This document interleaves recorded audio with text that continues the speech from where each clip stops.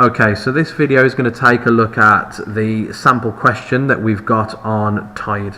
Now, Tide will generally appear in component 1 and will focus on either media language, audience or representation.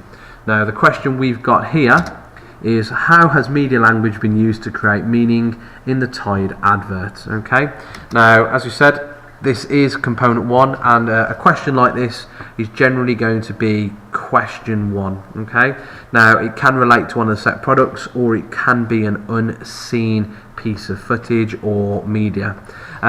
Generally question 1 will focus on AO2.1, which is as follows: apply knowledge and understanding of the theoretical framework of media to analyse media products, including in relation to their contexts and through the use of academic theories. So basically what that means is we take a piece of media and we need to be able to analyse how it communicates to the audience. You can support that analysis with theory and also context. Okay, the mark scheme for this looks a bit like this. Okay, now we only want to focus on a band 5 answer, which will look at excellent and consistent and accurate application of knowledge and understanding of the theoretical framework to analyse an unseen advertisement. Analysis of the advertisement is perceptive, detailed and may be informed by relative theories. Now, when looking at this, the fact sheets are going to be massively important to help you. If it is in case an unseen advertisement that they decide to give us, again, knowledge of the theoretical framework and theories that we've covered in lessons are going to be key in your application. Okay, so we're looking at Tide. This is the particular advert that we need to focus on. Now, sometimes you might forget when we talk about media language exactly what it is that you need to focus on. The media language is anything that will help convey meaning and create meaning within the advert. So we can look at things like the font, the text, the images, pictures we've got here, the use of this comic strip, the logo from the Procter & Gamble company there. We can even go so far as to looking at the words used. So we got personal pronouns along here, such as you can buy. Okay, making sure the audience know that they are in a position to buy this product. Media language can include any of these things. We've got semiotics, narrative, character role, genre. Mise-en-scene is massively important. Obviously with print, editing, sound, camera techniques, not so relevant, but we might need to focus on things like typography as being important as well.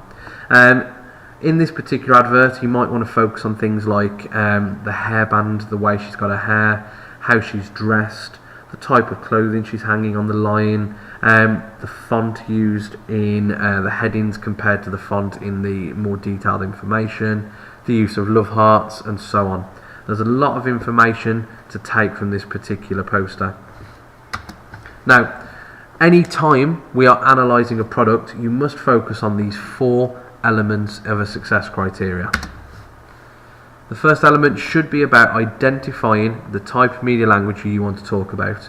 So, is that the image? Is that the text? Is that the font? Is that the colours? And so on. You then need to talk about where it's actually been used within the advert. Okay. If it's print, you might be able to discuss composition. If it is a video or so on that you end up watching, again, talk about whether it's at the start of the video, at the end, in the middle, and so on. The most important part is the analysis. We need to have a look at how that particular element of media language is creating meaning for the audience. It's important to try and back that up with any theory that you may have. But ultimately, it's how the advert gets the message across. On top of that, we need to consider links to the media contexts, social, historical and cultural. For this Tide advert in the 1950s, we need to consider how women were portrayed in the traditional domestic sphere, We need to consider how they were targeted for this type of product, and we need to consider the rise of a consumer boom at this point post-war. Okay, so there's a lot of things that you need to add in to your analysis there. We've got a sample answer for you in a moment which focuses on 1 point, but for a 10-mark answer like this I would aim to try and talk about 4 clear points in depth to ensure you get the full marks. Here is a sample answer, and I've highlighted for you the different areas, so the success criteria, T1, T2, T3 and T4. Feel free to pause this and have a read through the answer, or alternatively on the website you can load up a document which talks you through again the construction of this answer. Hope it's been helpful. Any more guidance, feel free to read the fact sheets, the website, or get in touch with one of us here at Churchdown Media.